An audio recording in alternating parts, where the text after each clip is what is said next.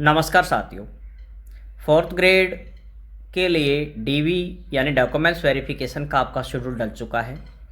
उसका time table आपको notification अभी आपने वीडियो देखी होगी, उसके अंदर आपको मिल गया होगा कि 9 तारीख से यानी 9/3/2026 से आपका डीवी है। ये डीवी की डेट जो कि डॉक्यूमेंट्स वेरिफिकेशन आपका होगा। अब आपको डॉक्यूमेंट्स वेरिफिकेशन के समय कौन कौन से डॉक्यूमेंट लेकर के आपको उपस्थित होना है वहाँ पर, वो सारी चीज़ें यहाँ पर मैं इस वीडियो में आपको बताऊँगा।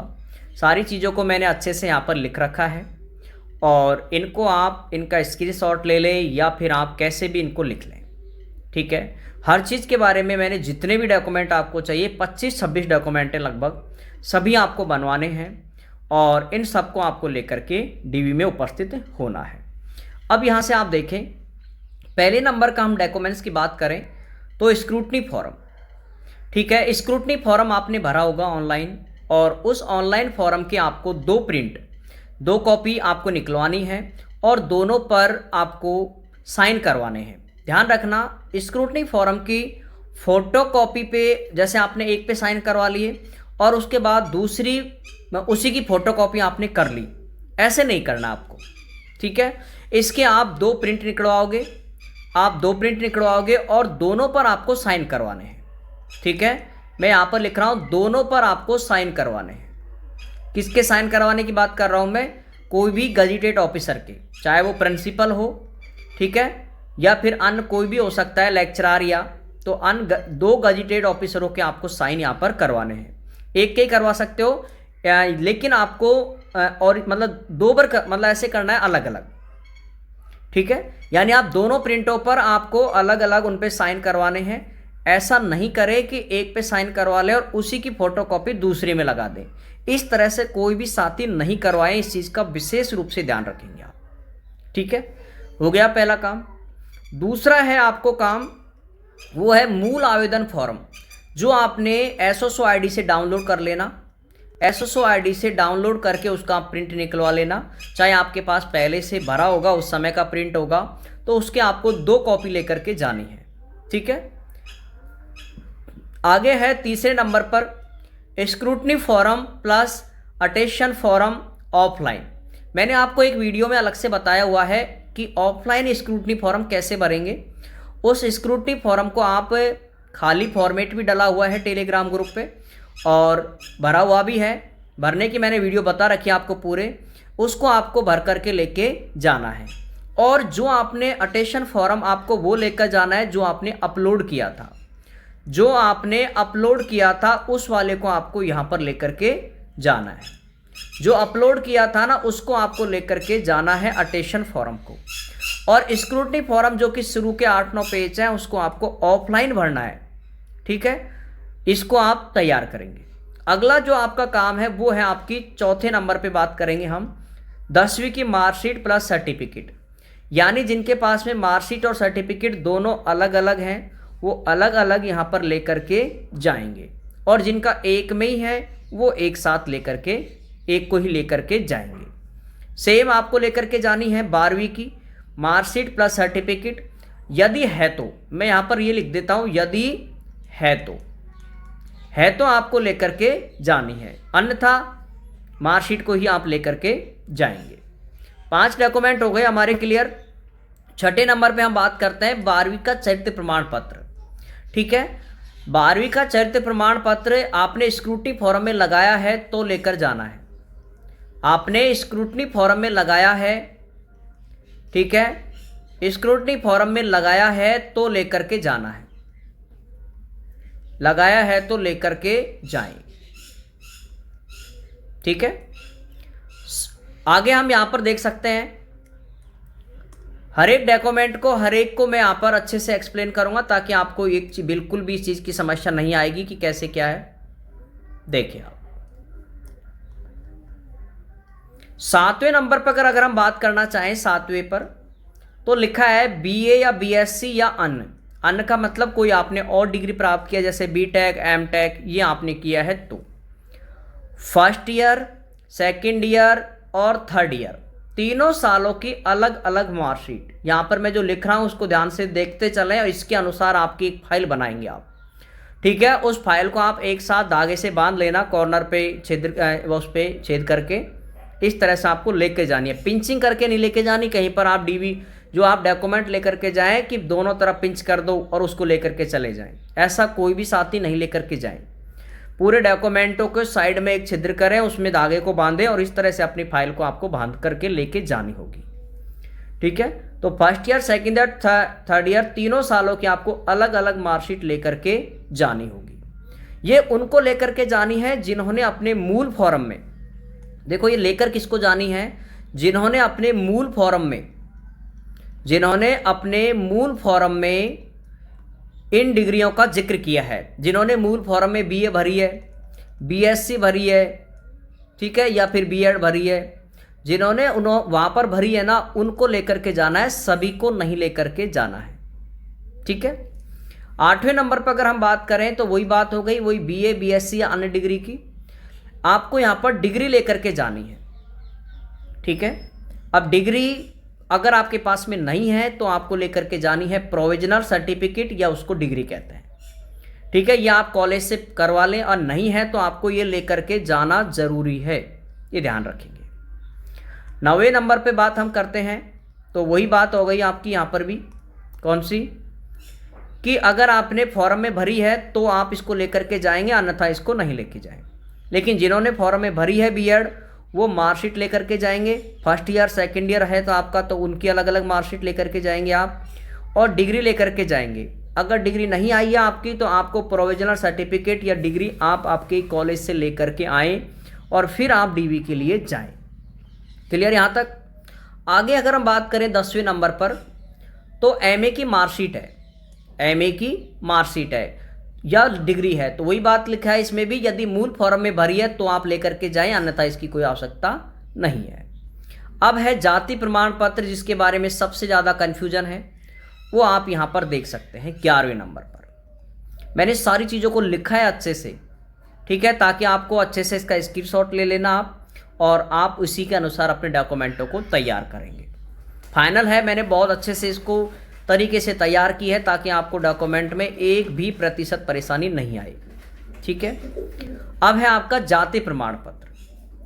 जाति प्रमाण पत्र 19/4/2025 के बाद का बना है। हर एक लाइन को आप समझें, पढ़ें और फिर उसके बाद आप डॉक्यूमेंट तैयार करेंगे। 19/4/2025, 19 अप्रैल 2025 के बाद का बना है। यहाँ लाइन देखिए, इसको मैंने हाइड्र से कर रहा है, बाद का बना है, तो आपको शपथ पत्र बनवाएं सभी कैटेगरी वाले। ठीक है, अब यहाँ से चाहे वो एससी का हो, चाहे वो एसटी का हो, चाहे वो ओबीसी का हो, चाहे एमबीसी का हो, और चाहे एसबीसी का हो। ठीक है, एसबीसी, एमबीसी और ईडब्ल्यूएस हो। ठीक है, चाहे वो किसी भी कैटेगरी का हो, अगर उसने जाति प्रमाण पत्र 19 अप्रैल के बाद का बनाया है, तो बाद वाला जो बाद का बना हुआ शपथ पत्र है, जो कि मैंने टेलीग्राम ग्रुप पे डाल रखा है, अगर किसी ने नहीं भी बनाया है तो आप बनवा सकते हैं, अगर आपका इसके बाद का बना हुआ है तो।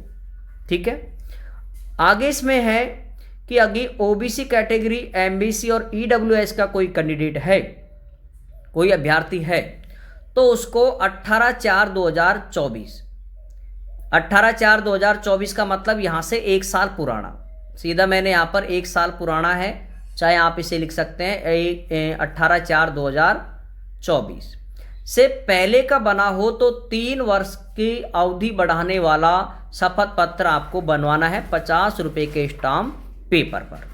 ठीक है, ये बात कि अगर आपका 1 साल से पुराना, यदि ओबीसी का, एमबीसी का, ईडब्ल्यूएस का अगर कोई जाति प्रमाण पत्र आपका हो जाता है 1 साल पुराना, तो आपको इसके लिए 3 वर्ष की अवधि जो बढ़ाते हैं उसको शपथ पत्र को आपको लगाना होगा।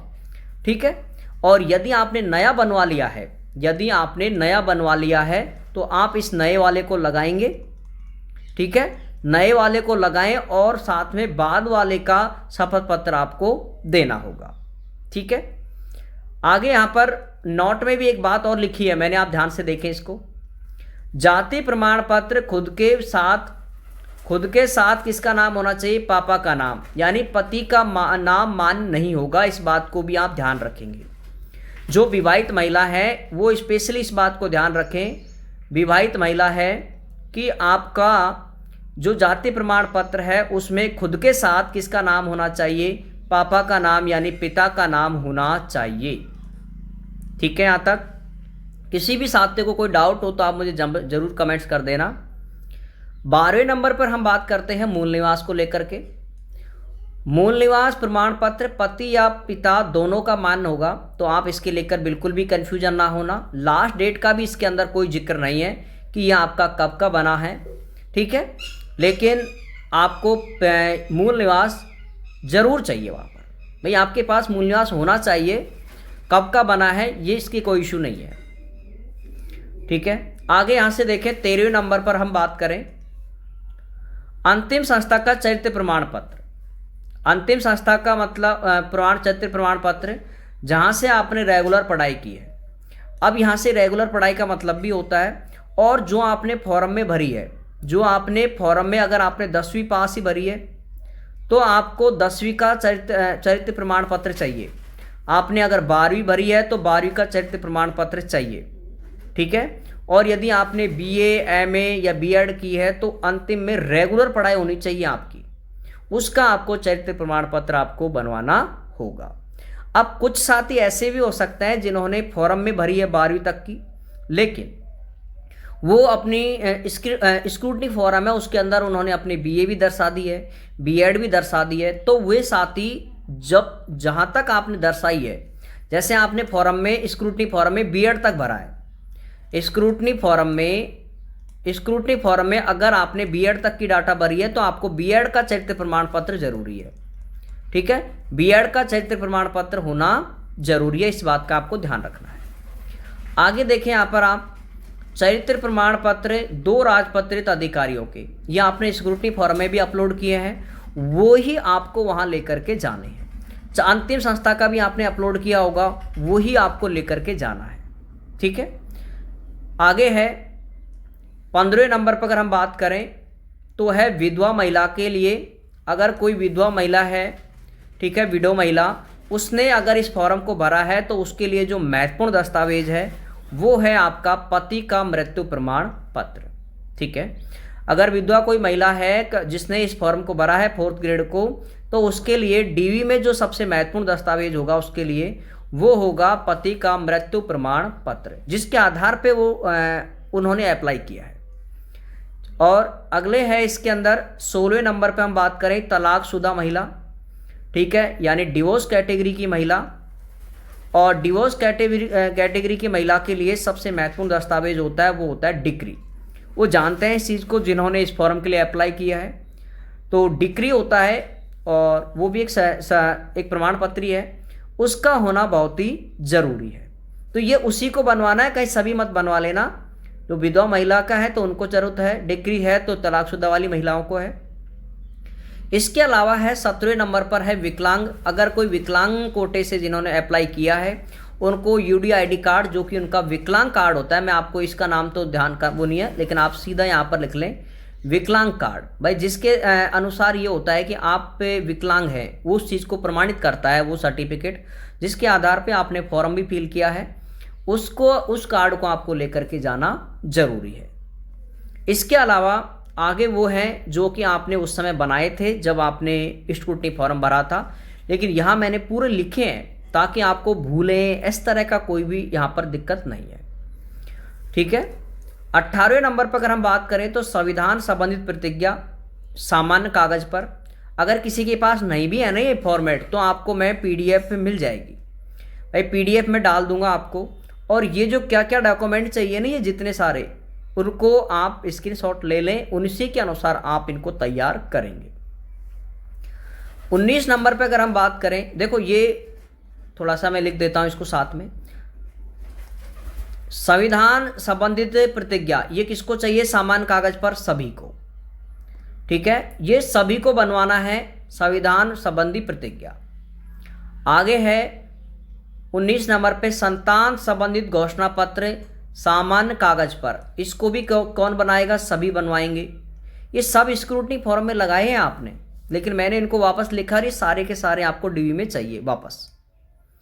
इसके अलावा है 20वें नंबर पर हम बात करें तो टीएसपी या नॉन टीएसपी विकल्प पत्र, ये भी आपको सामान्य कागज पर करना है। तो इसको कोई चाहे तो बनवाए, नहीं कोई मस्ट नहीं है इसको बनवाना, लेकिन फिर भी मैं आपसे यही कहूँगा इसको भी आप बनवा लेना, ठीक है। मैं यहाँ पर सभी शब्द ले लेता हूँ भाई। एक ये सामान्य पेज है, ये बिल्कुल मस्ट नहीं है, मैं यहाँ पर लिख रहा हूँ मस्ट नहीं है, ठीक है। और ये बिल्कुल एक फोटोकॉपी पेज है जिसको आपको भरना है, स्वयं के ही साइन करने हैं, स्वयं को वो भरना है बस, ठीक है। इसके अलावा है 21 नंबर पे नमूना हस्ताक्षर, जो कि आपने अपलोड भी किया होगा, उसको आपको वापस अपनी फाइल में जो डीवी के डॉक्यूमेंट आप तैयार कर रहे हो उन फाइल में इसी क्रम में आप डॉक्यूमेंटों को लगा दें, ठीक है। बाकी क्रम तो मैं आपको, क्रम के लिए मैं आपको बता दूं इसको कौन से क्रम में लगाना है। क्रम के लिए अभी डीवी की गाइडलाइन आएगी, ठीक है। डीवी की गाइडलाइन आएगी तो उसके अंदर आपको ये चीज़ें मिल जाएंगी कि कौन से डॉक्यूमेंट को कब लगाना है। बाकी मैंने पूरे सीक्वेंस तरीके से पहले से सेट किया है ताकि आपको दिक्कत ना आए। 22वें नंबर पर अगर हम बात करें तो यहाँ पर है वचनबद्ध धूम्रपान या गुटखा, ये आपको सामान्य कागज पर इसको बनवाना है, इसको भी सभी को बनवाना है, ठीक है। ये नमूना पत्र भी सभी को चाहिए, वचनबद्ध या धूम्रपान गुटखा का भी सभी को चाहिए, चाहे वो विवाहित हो, अविवाहित हो, विडो हो, डिवोर्स हो, एक्स सर्विसमैन हो, एनी कैटेगरी। जिन्होंने भी फॉर्म अप्लाई किया है सभी शब्द लिखा है तो इसका मतलब सभी को चाहिए, ठीक है। और इसके अलावा यहाँ पर हम ऊपर देख रहे थे जैसे विधवा महिला तो वो उन्हीं को चाहिए, तलाकशुदा है तो वो उन्हीं को चाहिए। इसके अलावा आगे हम देखें 23 नंबर पर अगर हम बात करें तो है सामान्य घोषणा पत्र।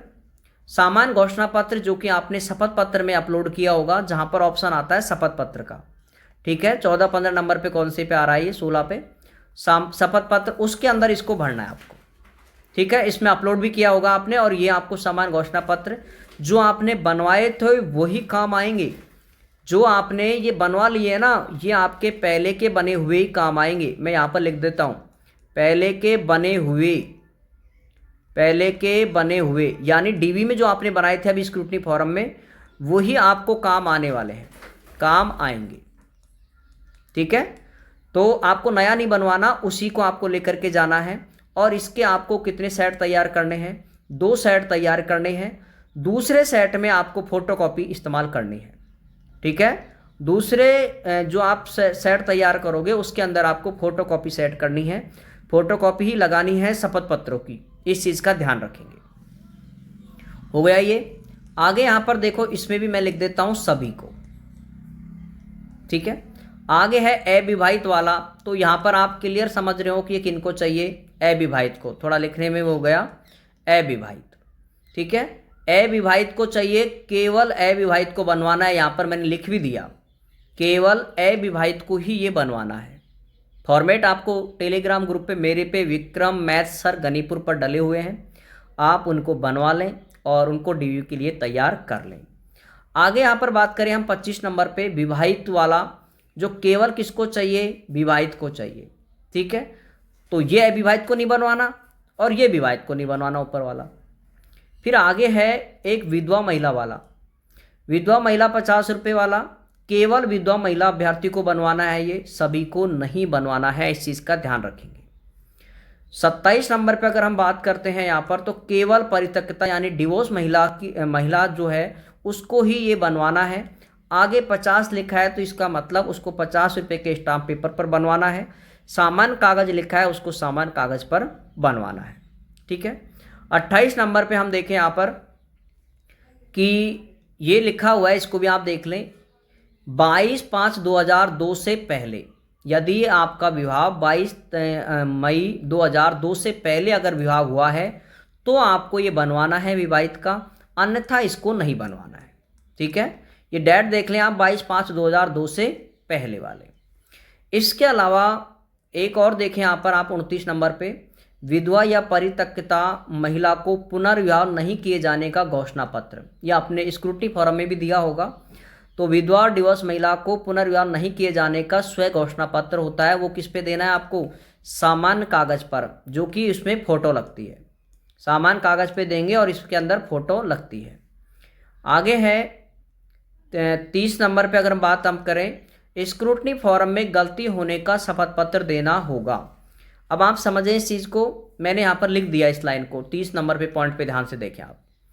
अगर आपकी कोई स्क्रूटनी फॉर्म में आपने स्क्रूटनी फॉर्म भरा था, उसमें आपकी यदि कोई गलती हो गई है तो उस गलती को आपको क्या करना है, उस गलती के लिए शपथ पत्र देना होगा और शपथ पत्र आपको 50 रुपये के स्टाम्प पेपर पर ही देना होता है। ठीक है, इस चीज़ का आप ध्यान रखें। आपको स्टाम्प पेपर पर जो आप बताओगे, जैसे माना किसी के रोल नंबर गलत हो गए, किसी का नाम गलत हो गया, किसी ने डिग्री लगाना भूल गए, ठीक है, या किसी ने सॉरी डिग्री तो लगी नहीं, अपलोड ही नहीं हुई है, बाकी यदि किसी ने मार्कशीट ही अपलोड नहीं की है, 10वीं की अपलोड नहीं की है, 12वीं की अपलोड नहीं की है, नाम में दिक्कत है आपके में, तो उसको आपको यहाँ पर देना होगा। एक तो ये स्क्रूटनी फॉर्म के लिए स्पेशल है ये। और 31 नंबर पे अगर हम बात करें तो ये है शैक्षणिक और प्रशैक्षणिक। देखो, शैक्षणिक तो होता है आपका नॉर्मल जो डिग्री आप करते हो ना, 10वीं 12वीं BA BSc, इसको तो बोलते हैं शैक्षणिक।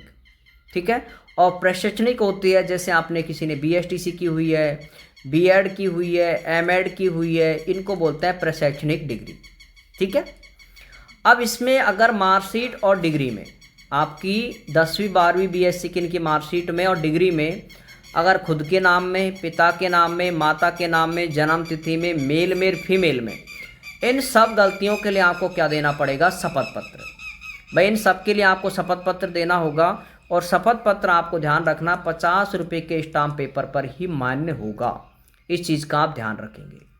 ठीक है, सामान्य घोषणा पत्र मान्य नहीं होगा कि आप सो भर दें। आगे है 31 नंबर पर हम देखें, 15 फोटो, आप कम से कम 15 अपनी नवीनतम फोटो बनवा लें। 32 नंबर पर है आधार कार्ड और पैन कार्ड। ध्यान रखें इनमें आपका नाम सही होना चाहिए, इसके अंदर आपका नाम क्या होना चाहिए, सही होना चाहिए, कोई भी गलती ना हो। ठीक है, इसके अलावा अब मैं आपको बता दूं, ये तो सारे डॉक्यूमेंट है जो आप क्रम से इसी क्रम में आपको सारे सेट करने हैं। अब इसके अलावा जो स्क्रूटनी फॉर्म था ना आपका, इसके बारे में थोड़ा सा मैं यहाँ पर बता देता हूँ। ठीक है, स्क्रूटनी फॉर्म में आपको फ़ोटो लगानी है, ये ध्यान रखना। स्क्रूटनी फॉर्म में कहाँ फ़ोटो लगानी है ये मैं आपको बता देता हूँ। यहाँ पर जो आपका अटेंशन फॉर्म होता है, जो आपका अटेंशन फॉर्म होता है, अटेंशन फॉर्म, ठीक है, उस पर आपको फ़ोटो लगानी है। ठीक है, और फोटो लगाने के साथ साथ में इस फोटो पर आपको क्रॉस साइन करने हैं। भाई इस फोटो पर आपको साइन कैसे करने हैं, क्रॉस साइन में करने हैं, इस तरह से। यहाँ पर मैं लिख रहा हूँ क्रॉस साइन आपको इस फोटो पर करने हैं, ध्यान रखना। ये वहाँ पर करने हैं जो आपने अटेंशन फॉर्म जो आपने प्रिंट लिया था, किसका, स्क्रूटनी फॉर्म का। जब आपने प्रिंट लेते हैं तो उसके अंदर अटेंशन फॉर्म में आप जैसे जाते हैं तो उसमें फ़ोटो का आता है साइन एक, उसमें आप नवीनतम फ़ोटो लगाएंगे अपनी और उस फोटो में आपको क्रॉस साइन करने हैं। ठीक है, इसके अलावा जितने भी आपके जो डॉक्यूमेंट आपने बनाए हैं, जो भी आप मार्कशीट है, सर्टिफिकेट है, इन सब पर आप सेल्फ अटेस्टेड जरूर कर लें। ठीक है, इस चीज़ का ध्यान रख लेना कि आप जो भी आपके डॉक्यूमेंट है, मार्कशीट हो चाहे वो सर्टिफिकेट हो, ठीक है, इन सभी पर आप सेल्फ अटेस्टेड जरूर कर लेना, ताकि वहाँ पर आपको इस चीज़ के लिए बिल्कुल समय मिल जाए अच्छे से। भाई वहाँ पर आप आराम से बैठ जाएं और वहाँ पर डीवी में आपको कुछ भी समस्या नहीं आएगी, क्योंकि आवश्यकता से ज़्यादा मैंने यहाँ पर डॉक्यूमेंट आपको सारे बता दिए हैं। तो अब कोई ऐसा डॉक्यूमेंट बचा नहीं है जो आपको समस्या दे सकता है। ठीक है, और उसके बाद भी यदि किसी साथी को दिक्कत आती है तो वो आप मुझे कमेंट्स कर दें, और फिर भी यदि कमेंट्स पे भी और वहाँ पर भी अगर आप संतुष्ट नहीं होते हैं तो टेलीग्राम ग्रुप पे मेरे नंबर हैं, वहाँ से जा कर के मेरे नंबर लें और मेरे से कॉल पे बात कर लें। ठीक है, कुछ साथियों को समस्या आती है तो वो चीज़ों को आप ध्यान से करेंगे। ठीक है साथियों, बाकी सभी को ऑल द बेस्ट। जय हिंद, जय भारत। शेड्यूल जैसे ही डलेगा मैं आपको यहाँ पर सूचना दे दूंगा कि इस इतने रोल नंबर के इतनी तारीख को डीवी है और ये, और इसके अलावा जब वहाँ डीवी में जाएंगे तो उसके बाद उनसे पूछने के बाद भी तो आपको व्यू देना होता है कि भाई कितना कैसे क्या रहा, वो सारी चीज़ें यहाँ पर आपको मैं निरंतर अपडेट देता रहूँगा। ठीक है साथियों, जय हिंद, जय भारत।